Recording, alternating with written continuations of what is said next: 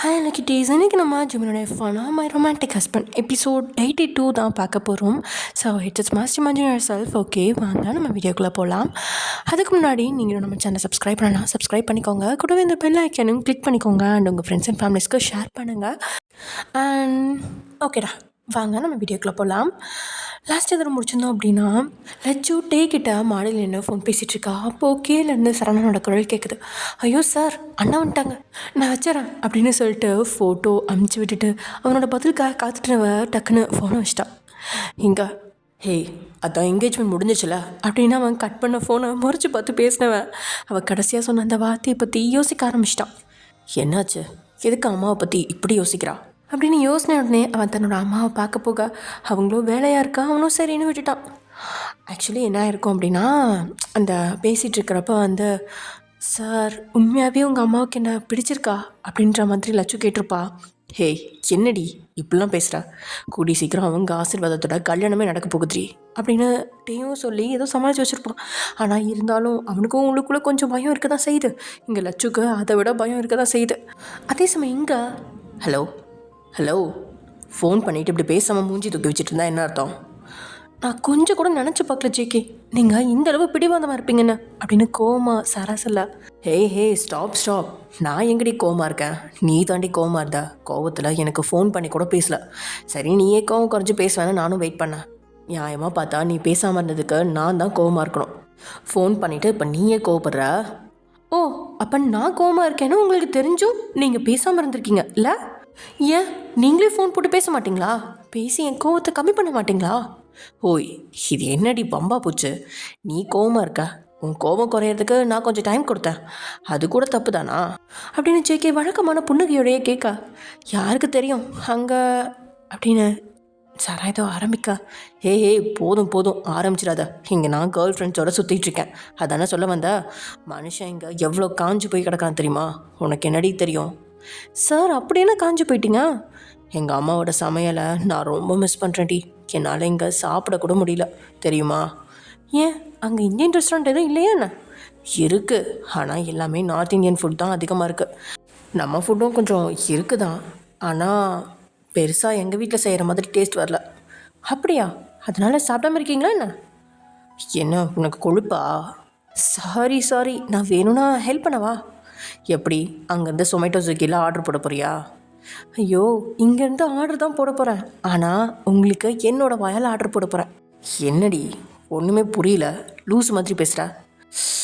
கடவுளே, நீங்கள் இவ்வளோ டியூப்லைட்டாக இருந்தால் நான் ஒன்றும் பண்ண முடியாது. ஆக்சுவலாக நீங்கள் உங்கள் வீட்டு சாப்பாடு சாப்பிட ஆசைப்பட்டதுங்க. ஸோ இப்போ சார் ஃபோனை கிச்சனுக்கு எடுத்துகிட்டு போகிறீங்களா? எதுக்கு? நான் சொல்கிற பொருள்லாம் நீங்கள் வாங்கிட்டு வாங்க, ஓகேவா? இருக்க பொருள் இருக்கட்டும், இல்லாத பொருளாக வாங்கிட்டு வாங்க. தென் நான் சொல்கிற மாதிரி செய்யுங்க. இன்றைக்கி செம்மையான ஒரு பட்டர் சிக்கன் எங்கள் அம்மா ஸ்டைலில் பண்ணலாமா அப்படின்னு சாரா கேட்கவும், இதெல்லாம் சரிபட்டு வருமா? எனக்கெலாம் கிச்சனில் என்ன பண்ணணுன்னே தெரியாதுரி, அடுப்பு கூட பற்ற வச்சதில்லை. அதெல்லாம் ஈஸியாக இருக்கும், நான் உங்களுக்கு எல்லா இன்ஸ்ட்ரக்ஷனும் சொல்கிறேன் அப்படின்னு சொல்லி சாரா ஒவ்வொன்றா சொல்ல, ஜேகேவும் ஒவ்வொன்றா செஞ்சு அப்படியே பட்டர் சிக்கன்னா அப்படி ஒரு டேஸ்ட்டு செம்மையாக பண்ணிட்டான். ஜேகேக்கு இங்கே ஒவ்வொரு சந்தோஷம். அதே மாதிரி தான் இங்கே சாராவும் கிச்சனில் ஜேகே கிட்ட இன்ஸ்ட்ரக்ஷன்ஸ் கொடுத்துட்டே அவளும் இங்கே பட்டர் சிக்கன் செய்ய 2 பேரும் உட்காந்து அப்படியே வீடியோ கால்லையே நேரில் உட்காந்து பேசுகிற மாதிரி அந்த பட்டர் சிக்கனை டேஸ்ட் பண்ணிகிட்டே சாப்பிட்டு முடிச்சுட்டு தென் அப்படியே பேசிகிட்டே தூங்கிட்டாங்க. ஜேகேக்கு ரொம்ப நாள் கழித்து வீட்டு சாப்பாடு சாப்பிட்ட மாதிரி ஒரு திருப்தி. அதே சமயம் இங்கே டேயோட வீட்டில் கல்யாண கலை கொட்டி கிடக்குதுன்னு சொல்லலாம். அந்தளவு எல்லாரும் ஓடி ஆடி வீட்டை அலங்கரிக்க செஞ்சு ஒவ்வொன்றையும் பார்த்து செஞ்சிட்ருக்காங்க. சீதாவும் டேக்கிட்ட நேரடியாக எதிர்ப்பை காட்டாமல் அவங்களால என்ன பண்ண முடியுமோ அது மாதிரி சின்ன விஷயத்தில் எதிர்ப்பை காட்டுறாங்க. அதாவது இவங்க எல்லாரும் உட்காந்து கல்யாண விஷயத்தை பற்றி பேசுகிற கல்யாணம் கிராமத்தில் தான் நடக்கும் அப்படின்னு பேசிட்டாங்க. அண்ட் ஆல்சோ மாப்பிள்ளை வீட்டில் என்ன சடங்கு செய்வாங்களோ அதுதான் கல்யாணத்துலேயும் பண்ணுற ஒரு வழக்கம் இருக்காமா. லட்சுவோட வீட்டு வழக்கப்படிலாம் எதுவும் செய்யக்கூடாது அப்படின்னு சொல்லிட்டாங்க. ஸோ அதுக்கு இங்கே சரவணனும் ஓகே சொல்லிட்டான், அதெல்லாம் ஒன்றும் பிரச்சனை கிடையாது. ஆனால் எவ்வளோ தான் ஏழ்மையான குடும்பமாக இருந்தாலும் அவங்களுக்கும் அவங்கவுங்க பாரம்பரியம் பெருசு தானே. அது மாதிரி தான் லட்சு வீட்லேயும் கல்யாணத்தன்னைக்கு அசைவம் சாப்பிட மாட்டாங்க. அவங்க மட்டும் இல்லை, மீனாட்சி ஃபேமிலியும் சரி, ஜிமின் ஃபேமிலியும் சரி, மேரேஜ் அன்னைக்கு நான்வெஜ் சாப்பிட மாட்டாங்க. ஸோ இதே சீதாம்மா ஒரு ப்ளஸ் பாயிண்ட்டாக எடுத்துக்கிச்சு. ஏன்னா டேயோட ஃபேமிலியில் நான்வெஜ்ஜும் சரி வெஜ்ஜாக இருந்தாலும் சரி என்ன வேணாலும் போடுவாங்க மேரேஜ் அன்னைக்கு. ஸோ சீதா வந்து டேக்கிட்டு சொல்லி நீங்கள் என்ன பண்ணாலும் சரி கல்யாணத்தோட சாப்பாடு மெனு நான் தான் கொடுப்பேன் அப்படின்னு சொல்லிட்டதுனால டேயும் ஓகே அப்படின்னு சொல்லிட்டு அவங்க அம்மா கையில் கொடுத்துட்டான் அந்த பொறுப்பை. அவங்களும் நான் வந்து பார்த்துக்கிறேன் அப்படின்ட்டாங்க. ஆனால் என்னென்னா ஃபுல் நான்வெஜ், வெஜ் ஐட்டமே அதில் இல்லை. அதாவது எந்த ஒரு நான்வெஜ் ஃபங்க்ஷனாக இருந்தாலும் சரி நான்வெஜ் தனி வெஜ் தனின்னு தனியாக வச்சுருப்பாங்க இல்லையா. ஆனால் சீதா வந்து என்ன பண்ணிட்டாங்கன்னா ஃபுல் அண்ட் ஃபுல் நான்வெஜ் தான், வெஜ்ஜுன்ற ஒரு கேட்டகரியே இல்லாத மாதிரி பண்ணிட்டாங்க. அப்போ வந்து லட்சுவோட ஃபேமிலி வர்றப்ப அங்கே சாப்பிட்றதுக்கு ஏதோ இருக்காது இல்லையா. ஸோ அவங்களோட ரிலேட்டிவ்ஸும் சாப்பிட மாட்டாங்க. அப்படிங்கிறப்ப அது ஒரு அஃபென்சிவாக இருக்கும்ல. அப்போ கல்யாணத்தில் வந்து ப்ராப்ளம் வரும் அப்படின்ற மாதிரி இவங்க பிளான் போட்டது. ஸோ அது இன்னும் டேக்கு தெரியாது. அதே சமயம் இங்கே சொல்லுங்கன்பா, இவ்வளோ காலையில் கால் பண்ணியிருக்கீங்க. அது முக்கியமான விஷயம் சார். சொல்லுங்கள், என்ன விஷயம் அப்படின்னு கேட்டேன். நம்ம ஜிமின் பக்கத்தில் நீங்கள் இருக்கீங்களா அப்படிங்கிறதையும் பார்த்துட்டு பேச ஆரம்பிக்கிறான். அது ஒரு 2-3 ஆளுங்க சரவணன் சார் பின்னாடியே சுற்றிட்டு இருக்காங்க. அவங்கள பற்றி டீட்டெயில்ஸ் விசாரிச்சிங்களா? விசாரித்தோம் தான், ஆனால் அவங்க எல்லாரும் ஏதோ கிராமத்துலேருந்து வந்தவங்க மாதிரி தான் தெரியுது. சரின்பா, உங்களுக்கே இப்போ தெரிஞ்சிருக்கும் சரவணன் உயிருக்கு ஆபத்து இருக்குன்னு. உயிருக்கு ஆபத்து இருக்கான்னு தெரியல சார், ஆனால் அவங்க எனி டைம் அவரை ஃபாலோ பண்ணிட்டு தான் இருக்காங்க. நீங்கள் வேணால் பாருங்கள், ஃபாலோ பண்ணிகிட்டு இருந்து யாரும் இல்லாத சமயத்தில் அவங்க வேலையை காட்டுவாங்க. சரவணன் உடம்புல இதுக்கு மேலே எந்த கீரலும் விடக்கூடாது. அப்படி மட்டும் ஏதாவது ஆச்சு நான் உங்களை சும்மாவே விட மாட்டேன். சார் அதெல்லாம் பற்றி கவலைப்படாதீங்க, அவங்க ஃபாலோ பண்ணுறாங்கன்னு தெரிஞ்ச உடனே நாங்கள் ரொம்பவே அலர்ட்டாக தான் இருக்கோம். ஓகேன்பா, ரொம்ப நல்லது தான், அப்புறம் பேசுகிறேன் அப்படின்னு இந்த பக்கம் ஜிமின் ஃபோனை கட் பண்ண. நீங்களும் அந்த நேரம் பார்த்து உள்ளே நுழையிறீங்க. நுழைஞ்ச நீங்கள் ஜிமின் சீரியஸான முகத்தை பார்த்து என்ன அப்படின்னு புருவம் இட்டு கேட்க, அவனும் ஒன்றும்ல அப்படின்ற மாதிரி தோலை குளிக்க சொல்ல, நீங்களும் சின்ன முறை புடவை திரும்பி போக ரொம்ப நாள் கழிச்சு நீங்கள் புடவை கட்டியிருந்ததால், அதுவும் ஜிமின் முதல்ல ஆசையாக எடுத்திருந்த இந்த புடவையை நீங்கள் கட்டியிருக்கிறதுனால உங்களோட மறுப்பு கூட அதில் அவ்வளோ அழகாக இருக்குது. நீங்கள் திரும்பி போக பார்க்க அப்போ உங்களோட பின்னழகை ரசித்தவனும் இப்போ வேகமாக அதில் அடிக்க, அவன் அடித்ததில் அப்படின்னு நீங்கள் திரும்பி அவனை மறுபடியும் முறைச்சிட்டு, நீங்கள் இப்போ என்ன பண்ணீங்க ஜிமின்? அதை சொல்கிற அளவுக்கு பொறுமை இல்லை, வேணும்னா திரும்ப செஞ்சு கட்டவா அப்படின்னு ஜிமின் விளையாட்ட சொல்ல, நீங்களும் கடுப்பில் மறுபடியும் அந்த இடத்த விட்டு போக பார்க்க அவனும் மறுபடியும் ஒரு அடி வைக்கிறான். ஹலோ மிஸ்டர், நான் புள்ள தச்சு பொண்ணு, ஞாபகம் இருக்கா இல்லையா? எனக்கும் அது ரொம்ப நல்லாவே ஞாபகம் இருக்குது மிஸ்ஸஸ் ஜிமின். அதுவும் இல்லாமல் புள்ள தச்சு பொண்ணுக்கிட்ட ரொமான்ஸ் பண்ணக்கூடாதுன்னு ஏதாவது ரூல்ஸ் இருக்கான்னு? ஐ மீன் இப்படி அடிக்கிறது தான் உங்கள் ஊரில் ரொமான்ஸா அப்படின்னு நீங்கள் தலையில் அடிச்சுக்க. ஓ அப்படின்னா இப்படி அடிக்கிறதுலாம் எதில் சேரும்? இதெல்லாம் அஃபென்ஸில் சேரும் மிஸ்டர் ஜிமின், உங்களுக்கு புரியுதா? இதெல்லாம் பெரிய பெரிய குற்றத்தில் தான் சேரும். அப்படின்னா நிறைய குற்றம் செய்ய ரெட்டியாக இருக்கேன் அப்படின்னு அவனோட பார்வை ஒரு மாதிரி மாற, ஒரு வழியாக சாருக்கு ரொமான்ஸ் மூடு வந்துருச்சு போல அப்படின்னு சொன்ன உங்களோட பார்வையும் லைட்டாக மாறுது. என்ன ஸ்பெஷல் சாரிலாம் வேர் பண்ணியிருக்கா? புடவை கட்டத்துக்கெல்லாம் ரீசன் சொல்லணுமா என்ன? வயன் நீ சாதாரணமாக கட்ட மாட்டியே.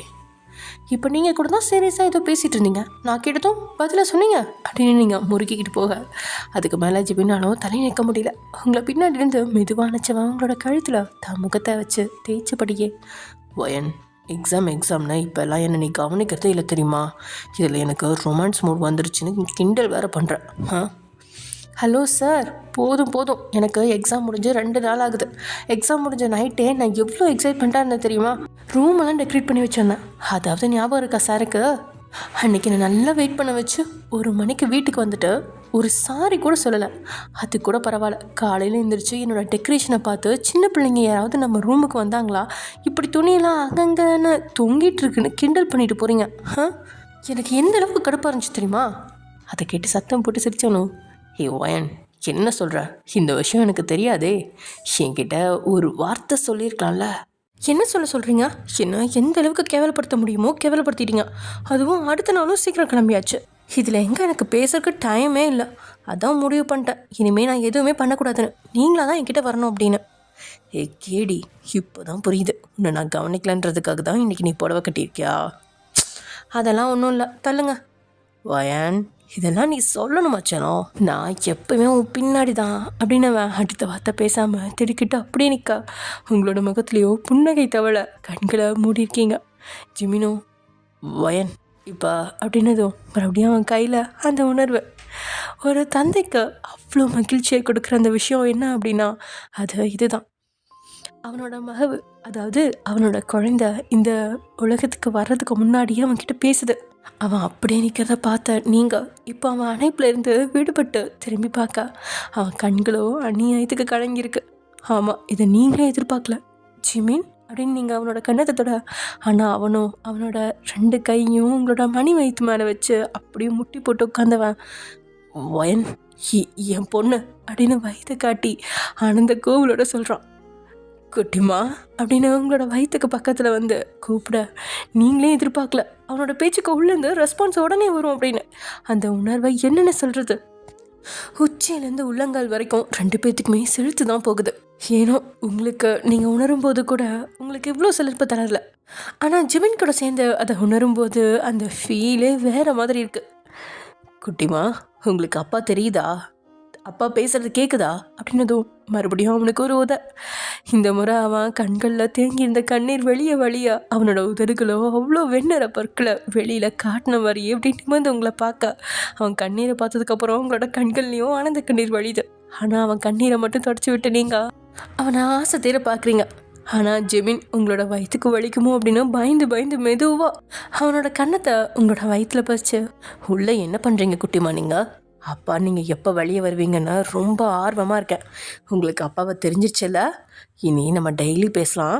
அப்பா சீக்கிரமே வேலை முடிச்சுட்டு வந்து குட்டிமா கிட்ட பேசிட்டு தான் இனிமேல் தூங்குவேன், ஓகே அப்படின்னு ஜிமின் பாட்டுக்கு இது அவனோட சின்ன குட்டி கூட பேசிக்கிட்டு இருக்கா. அதை மகிழ்வோட பார்த்துட்டு இருந்த நீங்களோ போதும் போதும் ரொம்ப ஓவராக தான் இருக்கு அப்படின்னு சொன்னாலும் நீங்கள் அவனை விளக்கவும் இல்லை அவனா நகரவும் இல்லை. ஏன்னா ஜிமின் பேசினா எல்லாத்துக்குமே உள்ளேருந்து கை காலெலாம் உதச்சபடியே உங்களோட குட்டி பாப்பா அவ்வளோ க்யூட்டாக பதில் சொல்லிகிட்ருக்கு.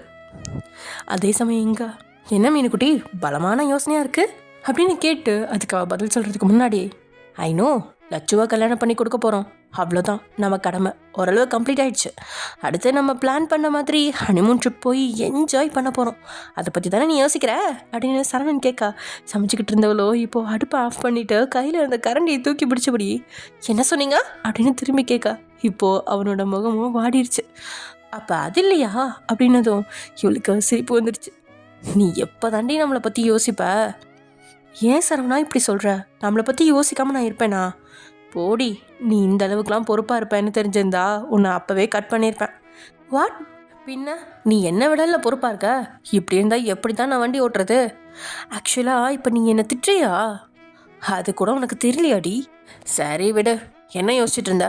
உடனே மீனாட்சி முகம் சீரியஸாக மாறி சரவணா நம்ம பண்ணுறது சரிதானா, எதை பற்றி கேட்குற. எதை பற்றினா நம்ம லட்சு கல்யாணத்தை நம்ம அவசரப்பட்டு ஒன்றும் முடிவு பண்ணலையே. அவள் கல்யாணத்தை நம்ம எங்கே முடிவு பண்ணோம், அவள் இல்லை முடிவு பண்ணியிருக்கா. அது லவ் பண்ணாங்க சரி, ஆனால் இப்படி 2 சைடும் பேசி இந்த அளவு கொண்டு வந்தது நாம தானே. ஆமாம், இப்போ அதுக்கு என்ன. எனக்கு என்னமோ டே குடும்பத்தில் உள்ளவங்களுக்கு நம்ம லட்சுவை அந்தளவு பிடிக்குமான்னு தெரியல. இந்த சந்தேகம் சரவணனுக்குமே இருந்துச்சு. ஆனால் அதை பற்றி அவன் யார்கிட்டையும் சொல்ல. இப்போது மீனாட்சி வந்து பேசவும் ஏன் அப்படி சொல்கிற. இல்லை, அவங்களோட ஆக்டிவிட்டீஸ் எல்லாம் நல்லா டீப்பாக நோட் பண்ணி பார்க்கும்போது எனக்கு அப்படி தான் தோணுது. லாஸ்ட் டைம் நீ ஆக்சிடென்ட் ஆகி ஹாஸ்பிட்டலில் இருக்கும்போது அவங்களோட பிஹேவியர் டோட்டலாக வேறு மாதிரி இருந்துச்சு. டேயோட கட்டாயத்தில் தான் அவங்க வந்த மாதிரி இருந்துச்சு. எனக்கு இப்போ லட்சுவோட வாழ்க்கையை நினச்சி ரொம்ப பயமாக இருக்குது சரவணா. இது தேவையில்லாத கவலை மீனும். நமக்கு தான் ஏற்கனவே தெரியுமே, கல்யாணத்துக்கு முகூர்த்தம் எடுக்க வந்தப்ப இப்படி பொண்ணு வீட்டில் இருந்து ஒரு செய்தி போச்சுன்னா அது கண்டிப்பாக அவங்களுக்கு ஒரு மாதிரி தான் இருக்கும். அதனால் அவங்க அப்படி பிஹேவ் பண்ணியிருக்கலாம், மற்றபடி எதுவும் இருக்காது மீனும். நீ ஏன் அதை இதை போட்டு யோசிச்சு உன் மண்டையை சூடாக்குற. கல்யாணத்துக்கு என்ன புடவை கட்டலாம், என்ன ஜுவல்ஸ் போடலாம், அதை மட்டும் யோசி. அதை பற்றி யோசிக்கிறதுக்கு இது ஒன்றும் ஊரா வீட்டு கல்யாணம் இல்லை, நம்ம வீட்டு கல்யாணம். நம்ம வீட்டு கல்யாணத்தில் அதை பற்றிலாம் யோசிக்கிறதுக்கு எனக்கு எது டைமு. கல்யாணம் நல்லபடியாக முடிஞ்சால் போதும், எந்த குறையும் இருக்கக்கூடாது. நீ சீச்சமெல்லாம் சொல்லிட்டு தானே, நான் கொடுத்த லிஸ்ட்டு படி எல்லாமே ரெடியாக இருக்குது தானே சரவணா. ஒன்றும் கவலைப்படாத, ஒரு குண்டூசி கூட மிஸ் ஆகாத அளவுக்கு எல்லாத்தையும் பேக் பண்ணி வச்சுருக்காங்க. அப்புறம் நீ எதுவும் தப்பாக நினைக்கலனா, 40 சவரன் தான் லட்சுக்கு நம்ம வாங்கியிருக்கோம். இன்னொரு 10 சவரன் சேர்த்து போட்டால் 50 சவரன் ரவுண்டாக சொல்கிறதுக்கும் கொஞ்சம் நல்லா இருக்கும்ல. அதான் எங்கள் வீட்டில் எனக்கு செய்ய வேண்டிய முறையெல்லாம் செஞ்சிட்டாங்களே. அந்த ஜுவல்ஸில் இருந்து ஒரு 10 சவரன் மட்டும் எடுத்து லட்சுக்கு கொடுக்கலாம் சரவணா. நீ இப்போ டவுரி என்கரேஜ் பண்ணிகிட்ருக்கியா. இல்லை சரவணா, இதை டவுரியாக எதுக்கு நீ பார்க்குற. போகிற வீட்டில் நம்ம லட்சுக்கு ஒரு சேஃப்டி.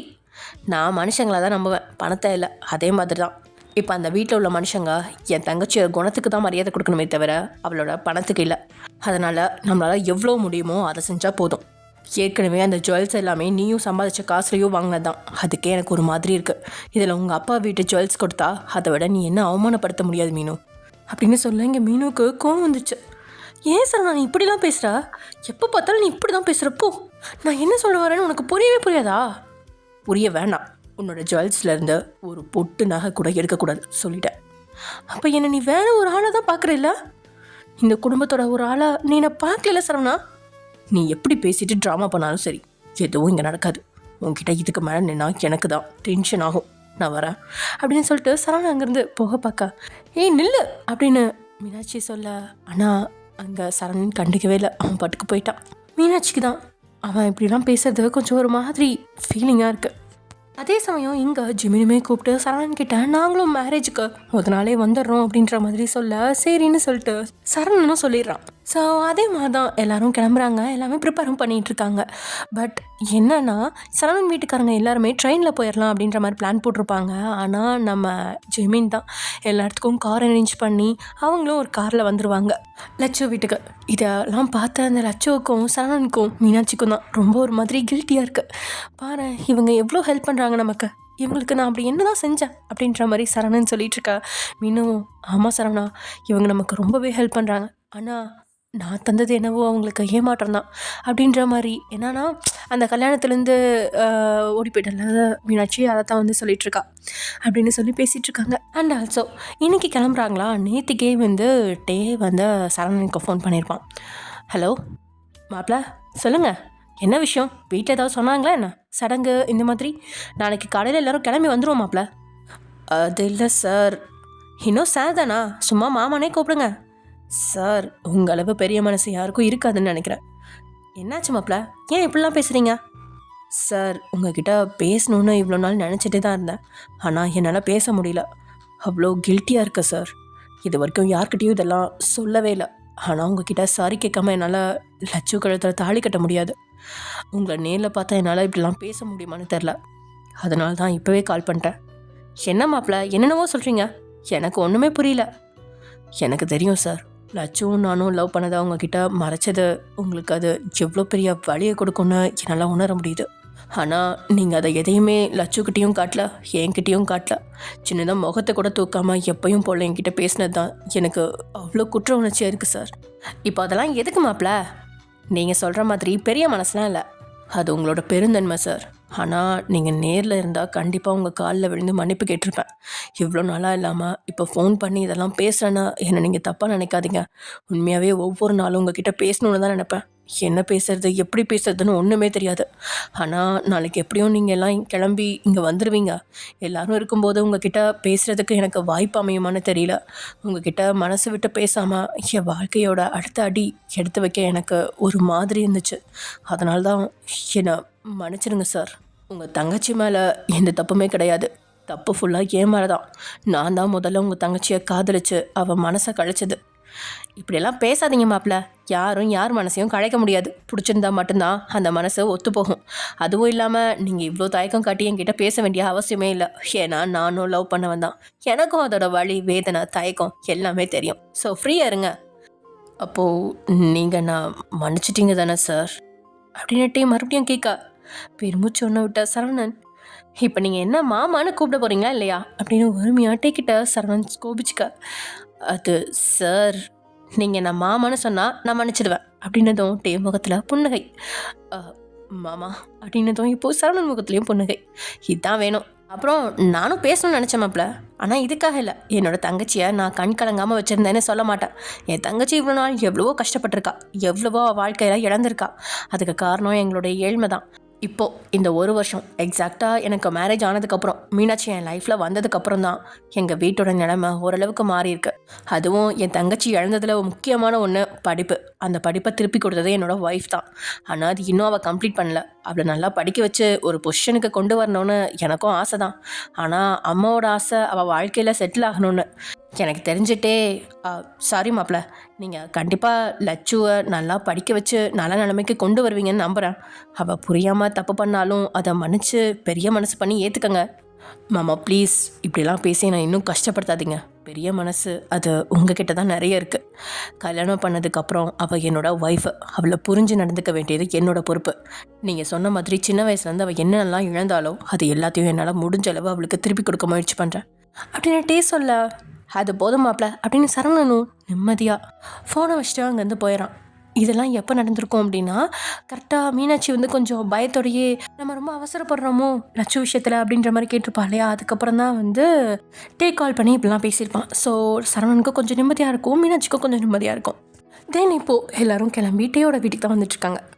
அம்மா அப்பா, லட்சு வீட்டில் இருந்து எல்லோரும் வந்துட்டாங்களாம். ஊரில் வீடு தெரியாமல் நிற்கிறாங்க. நான் போய் அவங்கள கூட்டிகிட்டு வந்துடுறேனே அப்படின்னு டே சொல்ல, அது சரி சீதா, நீ சொல்கிறப்ப கூட நான் நம்பலை. ஆனால் நீ சொன்னது 100க்கு 100 உண்மைதான். உன் புள்ள என்ன குதிக்கிறான். ஊர் எல்லாம் அந்த புள்ள வீடு வந்ததுக்கே அப்படின்னதும் சீதாவுக்கும் கோபம் வந்துடுற. உனக்கு என்ன கிறுக்கடா பிடிச்சிருக்கு? நீ கல்யாணம் மாப்பிள்ள எப்படி போவ? அதுவும் இல்லாமல் எதுக்கு அவங்க நம்ம வீட்டுக்கு வரணும்? ஸ்ட்ரைட்டாக மண்டபத்துக்கு போக சொல்லு அப்படின்னு சீதா சொல்ல. ஆமாம், இப்போ என்ன நடந்துச்சுன்னு எல்லாரும் இப்படி சளிச்சுட்டு பேசுகிறீங்க? பொண்ணு வீட்டுக்காரங்க வந்திருக்காங்க, அவங்களுக்கு செய்ய வேண்டிய மரியாதையை செய்ய வேணாமா? அவங்கள இன்சல்ட் பண்ணுற மாதிரி ஏதாவது நடந்துக்கிட்டீங்க, நடக்கிறதே வேற அப்படின்ட்டு கொஞ்சம் கோவமாக சொல்ல, சீதா அப்படியே பம்மிட்டு அமைதியாக நிற்கா. அது இல்லைடா அப்படின்னு டேக்கு சித்தி முறையில் இருந்த ஒரு பொண்ணு பக்கத்தில் எப்படியோ நம்மளும் மண்டபத்துக்கு தானே கிளம்பிட்டு இருக்கோன்ட்டே, அவங்களையும் நேரம் அப்படியே அங்கேயே போக சொல்லு. இங்கே அதுக்கப்புறம் அங்கே போகிறதுனா டைம் ஆகிடும்ல. அங்கே தானே அவங்களுக்கு ரூம் எல்லாமே ஏற்பாடு பண்ணி வச்சுருக்காங்க. அதனால தான்டா அக்கா சொல்லியிருக்குது அப்படின்னு சொல்ல. ஐயோ கடவுளே, அப்படி மண்டபத்துக்கு போகிறதுனாலும் அவங்களுக்கு ரூட் தெரிய வேணாமா? ஏன் அவ்வளோ தூரத்துலேருந்து நம்ம ஊருக்கு வந்தவங்களுக்கு இங்கேருந்து மண்டபத்துக்கு போக வழி தெரியாதாமா அப்படின்னு சீதா வேற வாய விடா. அப்பா, அம்மாவோட பேச்சே சரியில்லை. சீதா நீ வாய மூடு அப்படின்னு அவங்க அப்பா அப்படியே அடக்க. டே நீ வா, நம்ம ராமசாமி அனுப்பி அவங்கள மண்டபத்துக்கு கூட்டிகிட்டு போக சொல்கிறேன், ஓகேவா? நானும் அங்கே தானே போக போகிறேன். அவங்கள நானே கூட்டிகிட்டு போகிறேன்னு சொன்னால் உங்களுக்கு ஏன் தான் இப்படி வலிக்குதோ தெரில, போங்க அப்படின்னு சொல்லிட்டு டே கோமா சொல்ல. அப்படி இல்லைடா, நீ தான் கல்யாணம் மாப்பிள்ளைனா மண்டபத்துக்கு கூட கூட்டிகிட்டு போக மாட்டிங்களா அப்படின்னு பக்கத்தில் எள்ளும் கொள்ளும் வெடிக்க அவன் சொல்ல. அவன் சொல்கிறதும் அவங்க அப்பாவுக்கு சரின்னு தான் படுது. ஆனால் என்ன செய்யறது, மொத்த வீடுமே அவன் பேச்சுக்கு எதிராக இருக்கா. இவனும் எதிராக இருந்து சண்டை போடுறதுக்கு கொஞ்சம் பணிஞ்சு போனால் தேவலாம் அப்படின்னு தோணுதான். அதனால தான் சண்டையை முடிவு கொண்டு வர பார்க்குறாரு. ஆனால் அவருக்குமே கொஞ்சம் பயம் பிடிச்சிக்கிச்சு. அவருக்கு தெளிவாக தெரிஞ்சிருச்சு அவரோட மனைவி, அதாவது சீதாவோட மனசு. இவ என்ன மனசில் வச்சுட்டு காத்துட்ருக்காளோ அப்படின்னு கொஞ்சம் பயத்துலேயே கல்யாணம் நல்லபடியாக முடியணும் அப்படின்ற வேண்டுதலையும் சேர்த்து வச்சுக்கிட்டாரு. சரின்னு இவங்க பேசினபடியே ராமசாமியை அனுப்பி வைக்க, அடுத்த 1/2 மணி நேரத்தில் பெண் வீட்டுக்காரங்களோட கார் டேயோட வீட்டுக்கு முன்னாடி வரிசையில் நிற்குது. வீட்டில் இருந்தவங்களோ யாரோ சொந்தக்காரங்க வந்திருக்காங்க போல் அப்படின்னு மட்டும் சொல்லிக்க. ஆனால் தன்னோட ரூம்லேருந்து எட்டி பார்த்த டேயோட முகத்தில் தான் அவ்வளோ ஒரு சந்தோஷம். அப்படியே தலசி வீட்டு இருந்தவன் சீப்பு எந்த மூலையில் விழுந்துச்சுன்னு கூட தெரியாமல் தடத்தடான ரூம்லேருந்து கீழே இறக்கி அப்பா, அம்மா, அப்பத்தா, சித்தி, அத்தா, மாமா எல்லாரும் வாங்க, லட்சு வீட்டிலேருந்து எல்லாரும் வந்திருக்காங்க அப்படின்னதும் இங்கே தான் ரூமில் தண்ணி குடிச்சிட்டு இருந்த சீதாவுக்கு புறையேறி வாயிலிருந்த தண்ணியெலாம் துப்பிட்டாங்க. பார்த்து சீதா அப்படின்னு பக்கத்தில் இருந்த தலையை தட்டி விட்டா டேயோட அப்பாவை பார்த்து முறைச்சவங்க. இப்போ எதுக்கு அதுங்கெல்லாம் இங்கே வந்துருக்குதுங்க? உங்கள் பையன் ஆசைப்பட்டான்னு ஒரு காரணத்துக்காக தான் இந்த கல்யாணத்துக்கே நான் ஒத்துக்கிட்டேன். மண்டபத்துக்கு வந்துட்டு அப்படியே அவங்க வீட்டுக்கு போக வேண்டியதானே? அவங்கள எல்லாம் வீட்டுக்குள்ளே சேர்த்தா என்னென்ன பேச்செல்லாம் பேசுவாங்க தெரியுமா சுற்றி இருக்கிறவங்க? அதனால தான் நான் மண்டபத்துக்கு போக சொன்னேன். ஐயோ சீதா, நானும் மண்டபத்துக்கு தான் அவங்கள கூட்டிகிட்டு போக சொன்னேன். இந்த ராமசாமி ஏன் இப்படி பண்ணான்னு தெரில. சரி வா, அவங்க வந்துட்டாங்க, நம்ம இப்படி ரூமில் இருக்கிறது மரியாதையாக இருக்காது. ஆமாம், அது ஒன்று தான் குறைச்சல். சீதா, உன் பையன் கல்யாணம் நடக்கணும்னு நினைக்கிறியா இல்லை நடக்கக்கூடாதுன்னு நினைக்கிறியா? உண்மையை சொல்லியாகணுமா அப்படின்னு சீதா அப்படியே சொல்லிட்டு இருக்கும்போதே மறுபடியும் டேயோட குரல் கேட்க வேறு வழி இல்லாமல் சீதா வெளியே வந்துட்டாங்க. இங்கே டேயோட அப்பாவும் சீதாவுக்கு பின்னாடியே வெளியே பெண் வீட்டுக்காரங்களை கூப்பிட போக முதல்ல சரவணன், மீனாட்சி, மங்களம், ஜெயஹோப், லக்ஷோட அப்பா அப்படின்னு கார்லேருந்து இறங்க. அவங்களுக்கு பின்னாடி இருந்த கார்லேருந்து தான் ஜிமின், நீங்கா, அப்புறம் ஜிமினோட அம்மா எல்லாரும் இறங்குறாங்க. பாக்யா, சுகாக்கு தனி கார். அவங்களுக்கு பின்னாடி உங்களோட அப்பா, அப்புறம் உங்களோட அம்மா, சாரான்னு எல்லாருமே ஒருத்தராக இறங்க. முதல்ல வாசலுக்கு வந்தது சாட்சாத் டே தான். எல்லாத்தையும் பார்த்து முகமலர வாங்க வாங்க அப்படின்னு வரவேற்க. அவனோட ஊருக்கு வர்ற வரைக்கும் அப்படி இப்படின்னு ஒரு நிலையிலேயே இல்லாமல் அழப்பாஞ்சிட்டு இருந்த லட்சுவோட மனசு அவன் முகத்தை பார்த்ததும் அதெல்லாம் தூரத்துக்கு தள்ள அப்படி ஒரு தெளிவாக இருக்கு. டே மட்டும் என்ன, முதல்ல லட்சுவை தான் பார்த்தான். கண்களாலேயே அவகிட்ட பேசினவன் அதுக்கப்புறம் தான் சுற்றி இருந்தவங்கள வரவேற்றுட்டு இருக்கா. வெளியில் வந்த சீதாவோ லட்சுவோட குடும்பம் மட்டும்தான் வந்திருக்கோம் அப்படின்னு அவ்வளோ அசால்ட்டாக வந்து நின்னவங்க உங்களையும் உங்களுக்கு பின்னாடி உங்களோட குடும்பத்தையும் பார்த்த உடனே முகம் மாற வாங்க வாங்க அப்படின்னு அதுக்கு பிறகு தான் லட்சு ஃபேமிலியை விட்டுட்டு பின்னாடி வந்த ஜிமின் ஃபேமிலியை மூஞ்சி ஃபுல்லாக பல்லோட வரவேற்கிறாங்க. அதில் சரவணன் மீனாட்சி அவங்க 2 பேரோட முகமும் மாற. ஆனால் அதுக்குள்ளே ஜிமினோ பொண்ணு வீட்டுக்காரங்க முன்னாடி நிற்கிறாங்க ஆண்டி, நீங்கள் அவங்கள தான் முதல்ல வரவேற்கணும். டேய் உங்கள் அம்மாவுக்கு கண்ணு நல்லா தெரியும் தானே அப்படின்னதும் டேயும் பல்ல கடிக்கிறத தவிர வேற எதுவுமே செய்ய முடியல. இல்லை அவங்களையும் தான் கூப்பிட்டேன் அப்படின்னு சீதா சமாளிக்கா. ஆமாம், எதுக்கு இவ்வளோ பெரிய வீடு இருக்கும்போது எங்களெல்லாம் மண்டபத்துக்கு போக சொன்னீங்க அப்படின்னு அடுத்த கேள்வி ஜிமின் எடுக்க. டே அமைதியாக நின்றுக்கிட்டான். அதுக்கான பதிலை தாமாவே சொல்லட்டும் அப்படின்னு. அது இங்கே எல்லா ரூம்லேயும் ஆள் இருக்காங்க, அதனால தான் எல்லாத்துக்கும் அங்கே மஹாலில் நல்லா பெருசாக இருக்கும், அங்கேயே ரூமை ஏற்பாடு பண்ணியிருக்கதா எங்கள் வீட்டுக்காரர் சொன்னார். ஓ அவ்வளோ பெரிய குடும்பம் மாட்டேன் உங்களோடது. அவனுக்கும் ஆமாம் அப்படின்னு தலையாட்ட மட்டும்தான் முடிஞ்சிச்சு. ஏன்னா அவன் குடும்பம் பெரிய குடும்பம் தான், அதுக்காக எல்லா ரூம்லேயும் ஆட்கள் இருக்காங்களா அப்படின்னு கேட்டா அது அப்பட்டமான பொய். அதுவும் இல்லாமல் நாங்கள் பொண்ணு வீட்டுக்காரங்க, எங்களுக்கு எப்படி மரியாதை கொடுக்கணும்னு நீங்கள் கொஞ்சம் கற்றுக்கணும்னு நினைக்கிறேன்.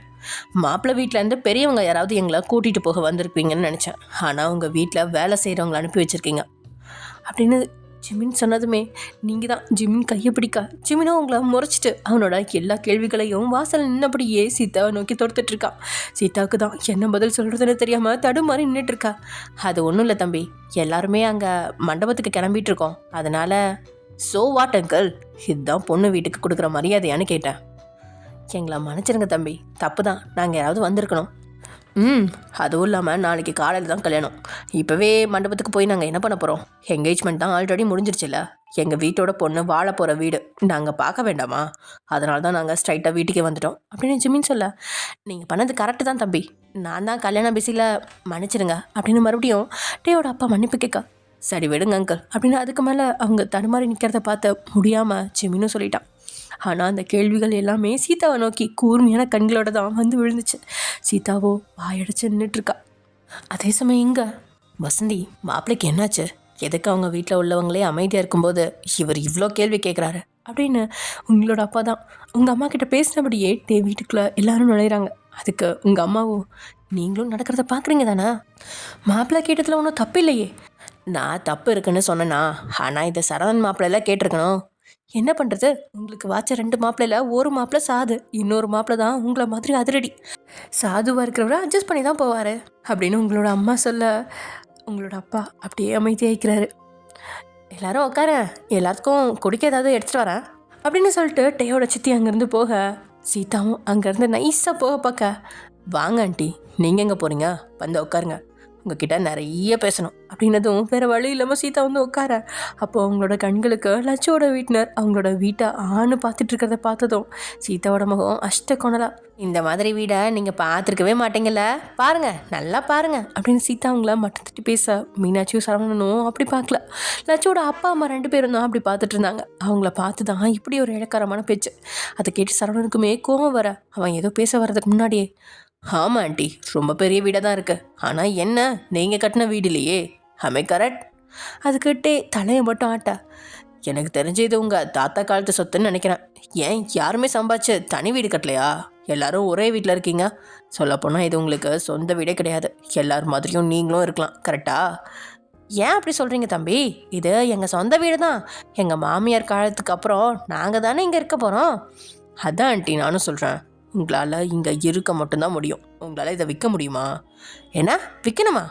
அதாவது நான் எதுக்கு சொல்கிறேன்னா, இது உங்களோட சொத்தாக இருந்தால் நீங்கள் விற்கலாம், இதுதான் உங்களோட சொத்தே கிடையாது, நீங்கள் ஜஸ்ட் இங்கே இருக்கலாம், அவ்வளோதான், அப்படி தானே டே அப்படின்னு ஜிமின் டேயும் இழுக்க. ஆமாம் சார், நீங்கள் சொல்கிறது கரெக்ட் தான் அப்படின்னு டேயும் சொல்லிடுற. அப்படின்னா நீங்கள் சீக்கிரமே கல்யாணத்துக்கு அப்புறம் உங்களுக்கு தனி வீடு ஒன்று வாங்கி ஆகணும் போல் அப்படின்னு ஜிமின் சொல்ல.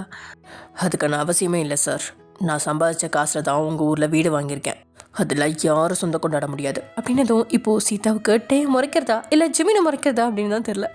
ஜிமின் பேசினதும் நீங்கள் டேயை பார்க்க அவன் சாதாரணமாக தான் நின்றுட்டுருக்கான்.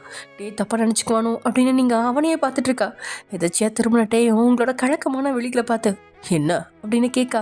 நீங்களும் கண்களாலேயே ஜிமினை காட்ட அவனும் ஜிமினை பார்த்துட்டு தானே இருக்கான். ஏனோ முதல் முறையாக ஜிமின் டேயோட கண்களுக்கு நியாயவாதியாக தான் தெரியலாம். இவங்களோட முதல் சந்திப்பு முட்டிக்கிச்சு அப்படிங்கிறது மாதிரி தான் இருக்குது. அதுவும் நீங்கள் இல்லாமல் வேற ஒருத்தரால் இன்ட்ரடியூஸ் ஆகியிருந்தா இந்த அளவு 2 பேர்த்துக்குள்ளேயும் பிரச்சனை வந்திருக்காதோ என்னவோ. ஜிமினுக்கு கொஞ்சம் பொசிட்டிவ், அதனால தான் டே அவனுக்கு பிடிக்கல அப்படிங்கிறதும் டேக்கு புரிஞ்சிச்சு. அதுவும் இல்லாமல் அவனோட காதலை பற்றி ஜிமின் சொன்னதை முதல்ல ஏற்றுக்க முடியல அப்படின்னாலும் இப்போ அதை பற்றியெல்லாம் யோசிக்கும் பொழுது ஒரு 3ஆம் மனுஷனா அதெல்லாம் சரியாக தான் பட்டுச்சு. அதுவும் தான் அம்மா கிட்ட அவன் பேசுகிற பேச்சு சரின்னு தான் பட. ஜிமின் கேட்குற கேள்விக்கு தான் வீட்டில் உள்ளவங்களே பதில் சொல்ல முடியாமல் தயங்கி நிற்கிறத பார்த்த டேக்கு நியாயமாக கோவம் தான் வரணும். ஆனால் கோவம் வரல, அவன் மனசில் உள்ளதை ஜிமின் தைரியமாக கேட்குற மாதிரி தான் இருக்குது. அதனால் ஜிமினை பார்த்து லைட்டாக சிரிச்சிட்டு புன்னகையோட உங்களை பார்த்து லைட்டாக கண்ணை மூடி திறந்த பார்த்துக்கலாம் அப்படிங்கிற மாதிரி சொல்கிறான். டே வீடு ரொம்ப பெருசு தான், அந்த கிராமத்திலே குட்டி அரண்மனை மாதிரி இருக்குது அந்த வீடு. அது அவங்க தாத்தா காலத்து சொத்து. டே சொன்னது மாதிரி அங்கங்கே கூட்டமாக ஆட்கள் நின்னும் பேசியும் நடந்தோம் அப்படின்னு பெரிய குடும்பமாக தான் தெரியுது. அதுவும் கல்யாண வீடு அப்படிங்கிறதால வழக்கமாக இருக்கிறவங்கள விட டபுள் மடங்காக தான் இருக்காங்க. பார்க்குறவங்க எல்லாருமே அவங்கள நல்லா விசாரித்து தான் போகிறாங்க. டீ காஃபி ஜூஸ்னு அவங்க குடித்ததுக்கப்புறம் மதியம் சாப்பாட்டையும் சாப்பிட சொல்லியும் அவங்க இல்லை நாங்கள் வரும்போது சாப்பிட்டு தான் வந்தோம், எங்கள் வீட்டு பொண்ணு வாழ போகிற வீட்டை நாங்கள் சுற்றி பார்க்கலாமா அப்படின்னு டே கேட்கா தாராளமாக அப்படின்னு டேயோட அப்பா சொல்ல ஒவ்வொருத்தவங்களும் ஒவ்வொரு இடத்த சுற்றி பார்க்க கிளம்பிட்டாங்க. பழைய காலத்து வீடு அப்படிங்கிறதுனால அங்கேருந்து தூண்கள், பழைய காலத்து கட்டிடம், ஒவ்வொரு ரூமும் வித்தியாசமாக அப்படின்னு ரசனையாக தான் இருக்குது. அதனாலேயே அதில் ஈர்க்கப்பட்ட எல்லாருமே ஒவ்வொரு பக்கமாக போயிடுற சீதா தான் ரூமுக்குள்ள நுழைஞ்சவங்களுக்கு தலை பிடிக்கிற மாதிரி இருக்குது. டே முதல்ல ஒவ்வொரு இடத்தையும் சுற்றி காட்டுறான் அப்படின்னு போனவன் அதுக்கப்புறம் அவங்க அந்தந்த இடத்துல செட்டில் ஆகிட அவனோட விழிகள் லட்டுவை தேடி தான் அலைப்பாஞ்சிட்ருக்கு. லட்டுவோ தான் அண்ணியோட வால் பிடிச்சே போனவ ஒரு கட்டத்தில் அவள் அண்ணியும் அவளை விட்டுட்டு போயிட தான் அண்ணனை தேடி அவள் போயிட்டுருக்கும் பொழுது பட்டார்னு ஒரு கை அவளை எடுத்து ஒரு ரூமுக்குள்ளே தள்ள. ஒரு நிமிஷம் அவளுக்கு ஒன்றுமே புரியல. திடீர்னு அவன் இழுத்ததும் அவள் பயந்துக்குவா அப்படின்னு கதவை சாத்தினவன் அடுத்த நொடியே அந்த இருட்டுக்குள்ளே அவளை இறுக்கி அணைச்சிருக்கான். அவன் அணைச்சதுக்கப்புறம் அவனோட வாசத்தை அவன் முகந்ததுக்கப்புறம் தான் அது டே அப்படின்னதும் அவளுக்கு நிம்மதி பெருமூச்சு வருது. அவளோட நடுக்கத்தை ரசித்தபடியே பக்கத்தில் இருந்த லைட்டை ஆன் பண்ணவன் எதுக்கு இவ்வளோ பயப்படுற, இந்த வீட்டில் என்ன மீறி யாருக்கு உன்கிட்ட இந்த அளவு உரிமையாக நடந்துக்க தைரியம் இருக்கு அப்படின்னு டே பொறுமை உயர்த்தி கேட்க லட்சுவோ அவனை தள்ளி விட்டுட்ட. என்ன சார் விளையாட்டு, நான் ரொம்ப பயந்துட்டேன் தெரியுமா அப்படின்னவா தன் நெஞ்சு மேலே கையை வைக்க. சரி ஓகே சாரி அப்படின்னவன் அவளோட முதுக நீவி விடா. கை எடுங்க சார், யாராவது வந்துட போகிறாங்க. அட்டி தான் வாங்க போகிற நீ, எவ்வளோ நாள் கழித்து இப்படி ஒரு சந்தர்ப்பம் கிடச்சிருக்கு. நீ என்னன்னா என்னை விட்டுட்டு ஓடுறதுலே குறியா இருக்கா. நான் தாண்டி உன்னை உருகி லவ் பண்ணுறேன் போல, உனக்கு கொஞ்சம் கூட என் மேலே லவ்வே இல்லை. லட்சுவோ அதை கேட்டு இன்னும் கோமாக சரி ஓகே அப்படின்னு அவளோட மூக்கு நுண்ணியை கிள்னவன் உன்னோட கோவத்தை கொஞ்சம் குரலட்டோ. சார் திரும்பவும் சாரா, சரி சொல்லு. உங்கள் அம்மாவுக்கு இன்னும் நான் இந்த வீட்டு மருமகளாக வர்றது பிடிக்கல போல. அப்படின்னா எதுவும் இல்லையே, நீங்கள் பொய் சொல்லாதீங்க, எனக்கு தெரியும். அவங்க பேச்சு அப்படி தான் இருக்கும் லட்டு, விடு. எனக்கு என்ன தோணுதுன்னா நம்ம அவசரப்பட்டோமோன்னு தோணுது. ஏய் என்னடி பேசுகிற, எனக்கு பயமாக இருக்குது சார். என்ன பயம் உனக்கு? எப்படி என்ன மருமகளாக ஏற்றுக்காத வீட்டில் என்னால் இருக்க முடியும்? லூசு மாதிரி ஏதாவது உளராத லட்டு. அவங்களுக்கு பிடிக்குதோ பிடிக்கலையோ நம்மளை ஏற்றுக்கிட்டு தான் ஆகணும். நாம் தான் நம்மளோட வாழ்க்கையை வாழ போகிறோம்.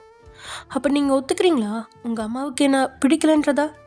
பிடிக்கலன்னா அதுக்கு காரணம் அவங்க இன்னும் கூட பழகவே இல்லையே. இந்த வீட்டுக்கு வந்து எண்ணி 10வது நாளில் அவங்களுக்கு உன்னை ரொம்ப பிடிச்சி போயிரும் பாரு. நோ சார், அது நடக்க சான்ஸ் இல்லை அப்படின்னு லட்சு அவளோட மனசில் நினச்சிக்கிட்டா. ஆனால் அவள் வெளியே சொல்ல. சரி விடு, தேவையில்லாததை பேசி எதுக்கு மூட் அவுட் ஆகணும்.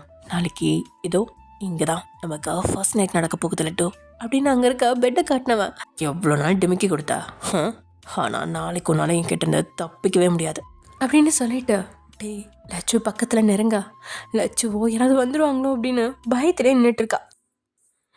ஓகே ஃப்ரெண்ட்ஸ், இதோட இந்த எபிசோட முடிச்சுக்கலாம். நெக்ஸ்ட் எபிசோட நடக்க போகுது அப்படிங்கிறத நெக்ஸ்ட் எபிசோடில் பார்க்கலாம். Okay bye.